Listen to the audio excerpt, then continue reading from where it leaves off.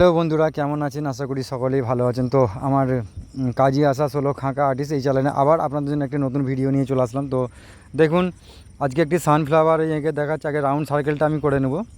তো কীভাবে সিম্পলি মানে ইজি, খুব সহজ উপায়ে যে সানফ্লাওয়ার সূর্যমুখী ফুল, ঠিক আছে, আপনারা আঁকবেন। তো সেই টিউটোরিয়াল আজকে নিয়ে চলে আসলাম। আগে এই সার্কেলটা করে নিতে হবে, রাউন্ড সার্কেল। ওটা কোনো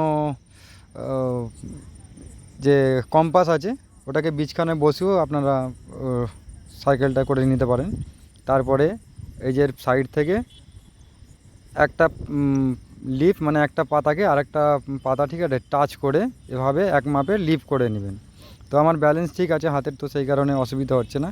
তো যদি সেরকম মনে হয় তো এটাকে কী করবেন, যে রাউন্ড সার্কেলটা যেটা আছে তো এটাকে 1 ইঞ্চি, ঠিক আছে, একটা হালকা করে ডট ডট আপনারা দিয়ে নিতে পারেন।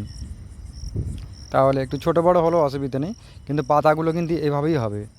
তো দেখা যাচ্ছে, দেখতে পাচ্ছেন ভিডিওটি, দেখুন অর্ধেকটা হয়ে গেল। তো এর পাশ থেকে দেখুন পুরো পাতা কিন্তু আমি কিছু কিছু ক্ষেত্রে করছি না, মানে সূর্যমুখী ফুলের যেমন একটা ওই যে ফুলের পাপড়ি আর একটা পাপড়িকে যে ঢেকে থাকে ঠিক সেভাবেই কিন্তু আমি করছি। এখান থেকে একটা আলাদা পাতা বের করে নিলাম, ঠিক আছে। তো আগে এই যে রাউন্ড সার্কেল যেটা আছে তো সাইডগুলোকে আগে করে নিতে হবে। এগুলোকে পুরো এইভাবেই একের পর এক, ঠিক আছে, এই করে নিচ্ছি। তো আমার এই ভিডিওটি ছাড়াও আরও অন্যান্য ভিডিও আছে আমার চ্যানেলে, তো আমার চ্যানেলটি সাবস্ক্রাইব করে ভিডিওগুলি আপনারা চেক করে দেখতে পারেন। আরও হ্যান্ড এমব্রয়ডারি নিত্য নতুন কাজের ডিজাইন আপলোড দেওয়া আছে, প্রায় অনেকগুলি ভিডিওই। তো দেখুন এই যে হলো,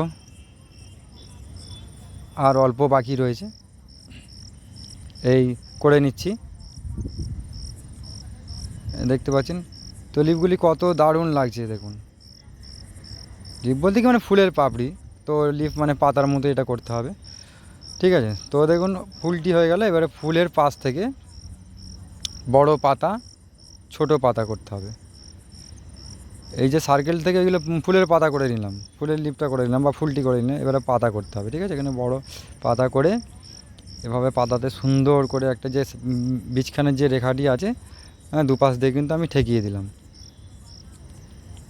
এবার ঠেকানোর পরে দেখতে পাচ্ছেন এদিক থেকেও আমি ছোট বড় পাতা, ঠিক আছে, একটা ঝাড়ি পাতাও বের করে নিতে হবে এই সাইড দিয়ে। এভাবে ছোট বড় পাতা যেভাবে সূর্যমুখী গাছ আর কি দাঁড়িয়ে থাকে, তো ঠিক সেভাবেই আমি মাইন্ডটা করে এটাকে স্কেচ করছি, ড্রয়িং করছি, ঠিক আছে। তো দেখুন এখানে একটা বড় পাতা করে নিলাম। এই পাতার এই যে মিডিলের যে লাইনটা করবেন সুন্দরভাবে হালকা বাঁকিয়ে কিন্তু করতে হবে। আর পাতার যে ডগাটা আছে ছুঁচ মতো রাখবেন, তাহলে দেখতে ভালো লাগবে। পাতার নিচেটা একটু চওড়া করে অর্ধেকটা ঠেকিয়ে দিতে হবে, ফুলটা যেভাবে ঠেকিয়েছি। এগুলো ছোটো পাতা আমি বের করে নিচ্ছি। এখানে একটু বড় পাতা, ঠিক আছে, বের করে নিলাম।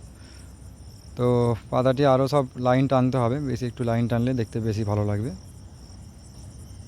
বেশি বেশি করে লাইন টানলে, এটি যেন বেশি বেশি করে টানলাম। দেখুন পাতাটি দেখতে ভালো লাগছে, তাই এগুলো একটু গ্যাপ যাচ্ছে, এগুলোকে একটু ফিল করে নিই।